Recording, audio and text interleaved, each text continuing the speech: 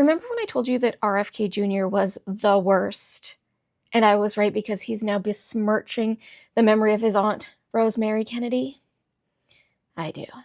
Rosemary Kennedy was born on September 13th, 1918 in Brookline, Massachusetts. Her father was Joseph P. Kennedy, a millionaire and politician. He married Rose Elizabeth Fitzgerald in 1914. Rose's father, John Fitzgerald, was the first American-born mayor of Boston, and she was considered the belle of Boston Irish society. But then she fell in love with Joseph in her teens and would say, "I fell in love at 17 and never fell out." Her father, John, thought she was too young to be in such a serious relationship, so Rose and Joe hid their courtship. At least until Joe graduated from Harvard and managed to bring a local bank back from the brink of failure. He was named the youngest bank president in the country, and that impressed John. They were married on October 7th, 1914, after 7 years of courtship. Their first son, Joseph Jr., was born in 1915, then came John in 1917. The family called him Jack, but you may know him as the 35th President of the United States of America. And then came Rosemary. When Rosemary was born, Brookline was in the throes of the Spanish flu, and consequently, as Rose went into labor, they had difficulty getting a doctor to attend the birth. Because of this, as baby Rosemary attempted to enter the world, Rose's midwife told her to hold the baby in until the doctor got there. So she did. For 2 hours. As Rosemary grew, her family noticed she wasn't meeting developmental targets. She was slower to crawl and speak than her brothers had been. Doctors told Rose not to worry about little Rosemary, and that she would catch up. But she never did.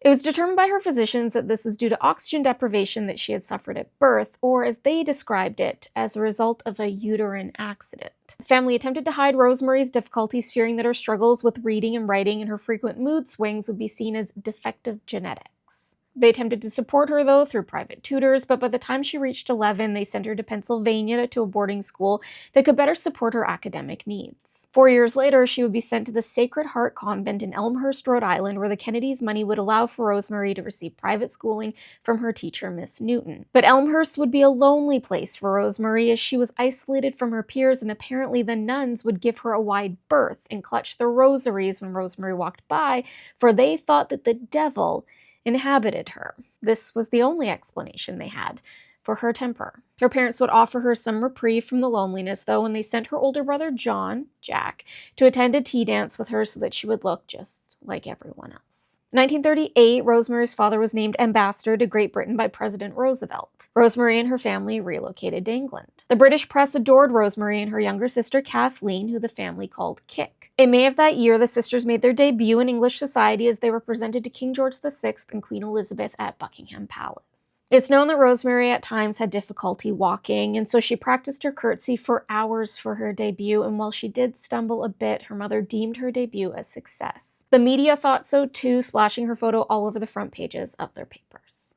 But then, in September of 1939, Britain declared war on Germany, and Rose took the younger children back to the States. Rosemary stayed behind with her father. When the Blitz began, Joe sent her to Belmont House in London, where she sought refuge from the public eye. Rosemary said it was the most wonderful place she had ever been to. Joe took notice of how much Rosemary thrived at the school, writing to Rose and telling her that their Rosie looked better than she ever had before, that she was happy. All was well until November of 1940. Joe was known to not agree with America's anti-Adolf policies and had been a bit vocal about his belief that England couldn't win the war, so he ultimately resigned from his position as ambassador. With that, he and Rosemary returned to the States.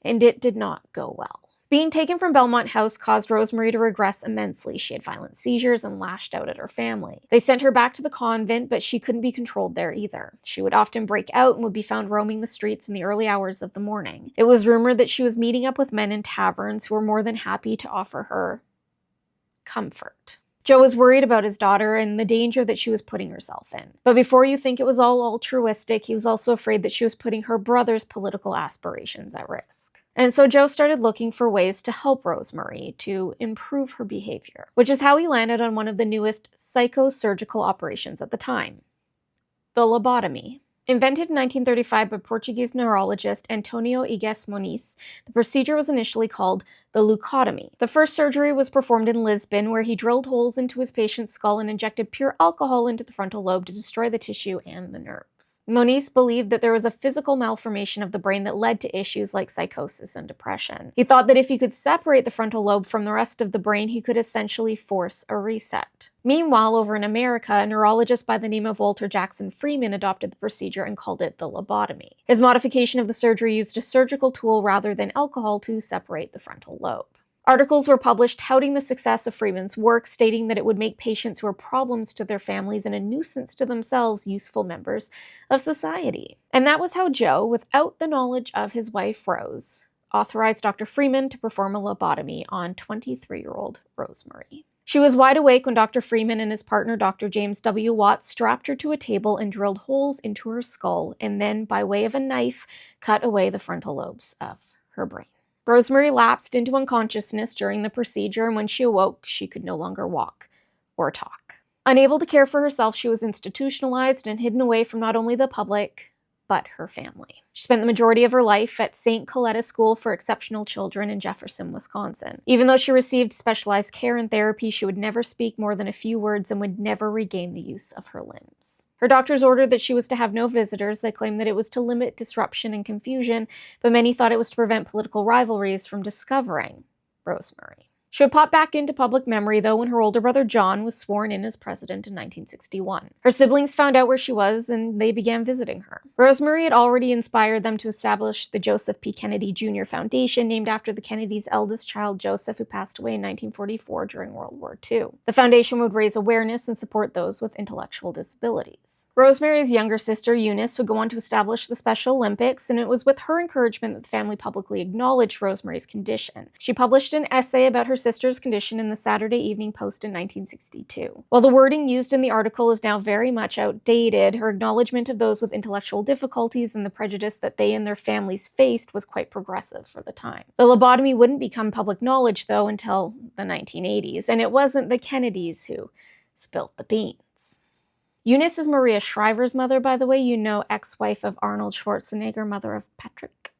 Rosemary's brother John would sign in legislation to improve programming for those with intellectual disabilities, establishing initiatives like the National Institute of Child Health and Human Development. After over 60 years in care, Rosemary passed away on January 7, 2005, with her siblings Jean, Eunice, Patricia, and Ted by her side. She was laid to rest beside her parents at Hollywood Cemetery in their hometown of Brookline. She was 86 years old. Lobotomies would continue being used as a method of treatment of personality disorders, mostly for women, throughout the 40s and the early 50s. Moniz even received a Nobel Prize in Medicine for his invention of the procedure. Roughly 5,000 lobotomies were done annually in the US alone, despite the fact that results varied widely from patients being apathetic or even catatonic afterwards to, death. But by the mid-1950s, the public was starting to become aware of the dangers of the procedure. The rise of antipsychotics and antidepressants, the perceived need for the lobotomy lessened. The Soviet Union had already banned it in 1950, stating that it was contrary to the principles of humanity, and other countries like Germany and Japan followed suit shortly thereafter. And the Soviet Union thinks it's bad.